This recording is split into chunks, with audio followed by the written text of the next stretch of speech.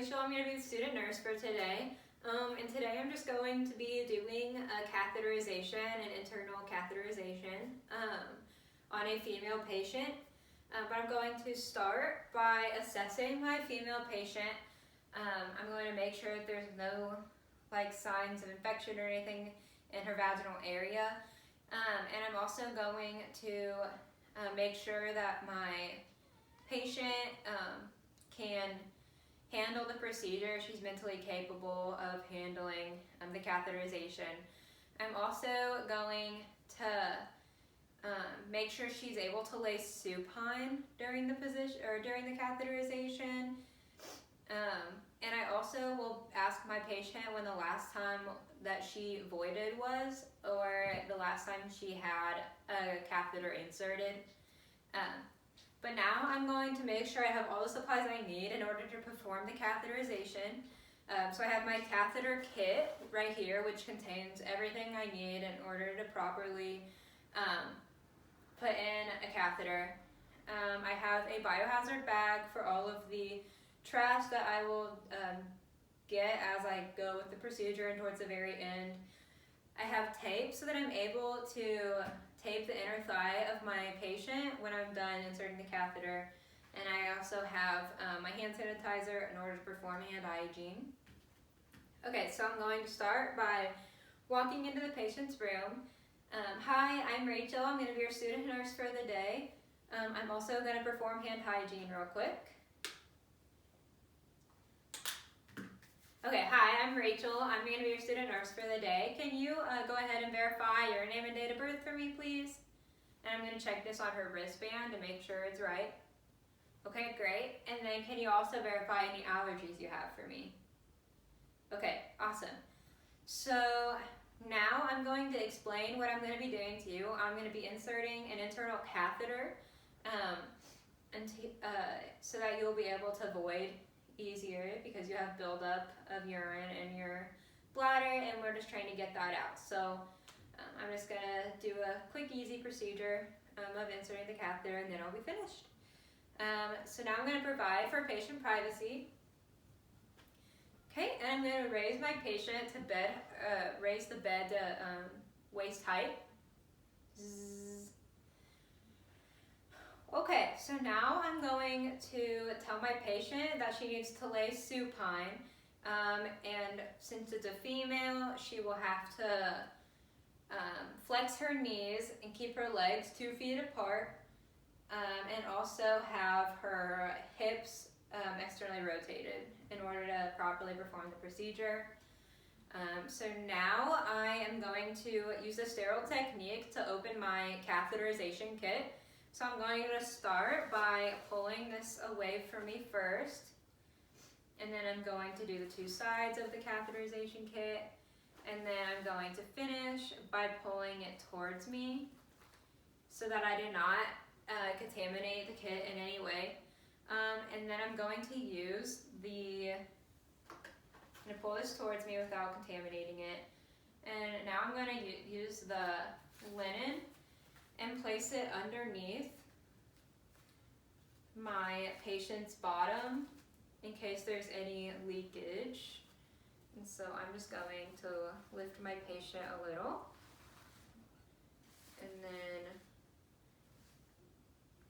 put her back on her spot. Okay, I'm still going to make sure I don't contaminate anything. Okay, so now I'm going to perform hand hygiene again. Okay, and I will be putting on my sterile gloves, so I'm going to grab these out of the box real quick. Okay, and I'm just going to open these carefully, making sure I do not contaminate. Okay, and I'm going to start with my dominant hand, putting it on. So I'm going to make sure I grab the inside of the glove that's not sterile and slide my hand into the glove without contaminating the glove. Okay, and I'm going to just pull down on the non-sterile side. And so now that I have a sterile glove on, I can touch any part of this other glove, but I'm going to grasp the cuff of it and and gently slide it onto my left hand without touching my skin with my sterile glove. Okay, cool. So now that that is done, okay, so I'm going to take out the lubricant and the syringe. Okay, so I'm going to start by pouring the iodine onto my cotton balls. Okay, and now that I'm finished with this, I don't need it anymore, so I'm going to put it right here.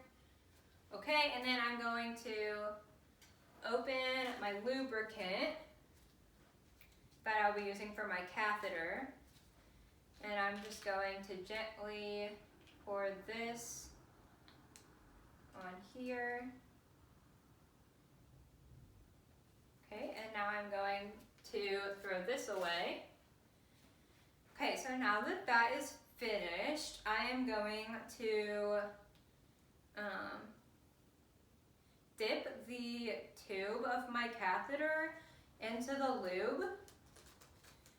So I'm going to take off this and make sure it doesn't touch anything to be contaminated. Okay, and so I'm going to dip the tip of the catheter into the lube, and then I'm going to place it back into the sterile container. Okay, and so now that I've done that, I'm going to grab the syringe and I'm going to hook it to the catheter, making sure I don't contaminate the sterile field. Okay, and so I'm just going to hook this to the catheter and make sure it's there, and I'm going to place this back on the sterile container as well.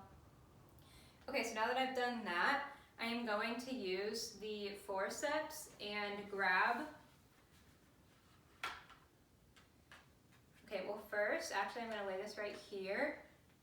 I'm going to go over to my patient, and I am going to use my non-dominant hand to spread the labia.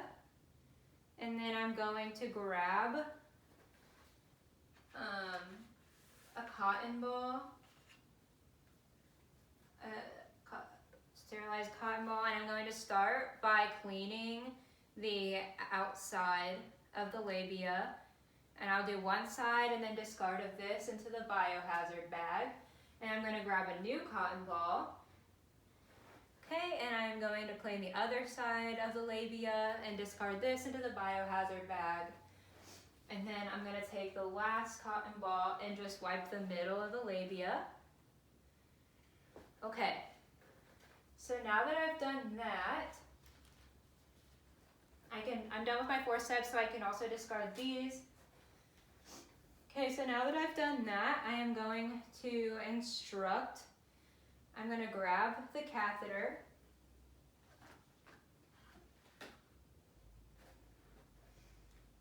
Okay. And then actually I'm going to keep it in my box for right now, making sure it doesn't get contaminated. And then I already have the lube on here, so I'm going to grab the bottom 2 to 3 inches. And I am going to insert the catheter, and I'm going to instruct the patient to take a deep breath into, okay, well obviously since this dropped I would use a different catheter, and because the iodine got everywhere, obviously I would be changing the like kit in order to get a sterilized catheter. But for right now, I'm going to have my patient take a deep breath and to hold while I insert the catheter. Okay, and then with every breath, I'm going to insert 1 to 2 more inches. Okay, and so when that's in, I'm going to use my non-dominant hand that's holding the labia to pinch the catheter, and then I am going to inflate the balloon with the syringe. Okay, and once that is inflated, I am going to hang the bag for the catheter onto a chair that is below waist level. This is still pinching, obviously, but I'm also going to tape the catheter to my patient's thigh real quick so that it doesn't move anywhere.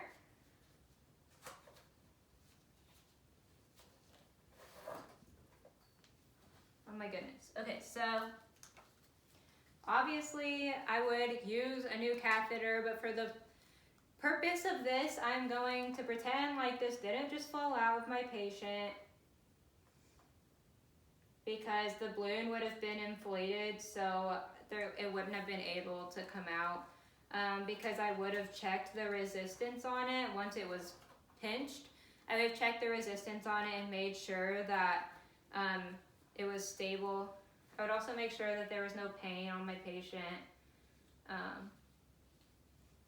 now I'm going to tape this to my patient's thigh so that it's not able to fall.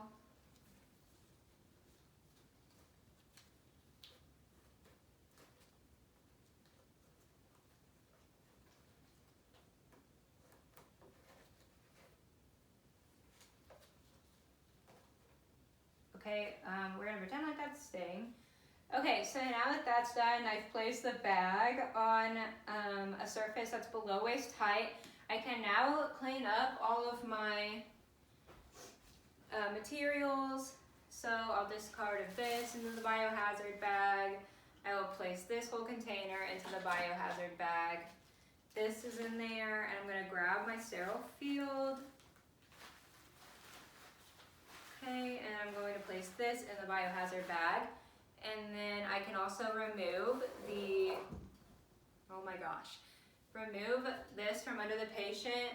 And then I will remove my sterile gloves last and throw these into the biohazard bag. Okay, and then I'll perform hand hygiene. Once I'm finished throwing everything away. Okay. Alright, so once I'm done cleaning everything up, I'll document all this into the computer, how the patient reacted, how it went in, if it was okay. I would document the color, the odor, the clarity of the urine, and all of that. Also, I know the catheter just fell out of my patient again. Obviously, that wouldn't happen in the real, like if I was doing it to a real patient, because the balloon would be inflated, like I had said. And that there would be resistance, so the patient wouldn't be able to get rid of it unless they pulled it out. Also, my tape wasn't staying to the patient's thigh. Obviously, I would make sure if it was a real patient that I had many pieces and to sterilely finish everything. So right now, obviously that wouldn't happen, but if it did, I would just grab a new catheter and redo the whole process. But yeah, that's it for catheterization.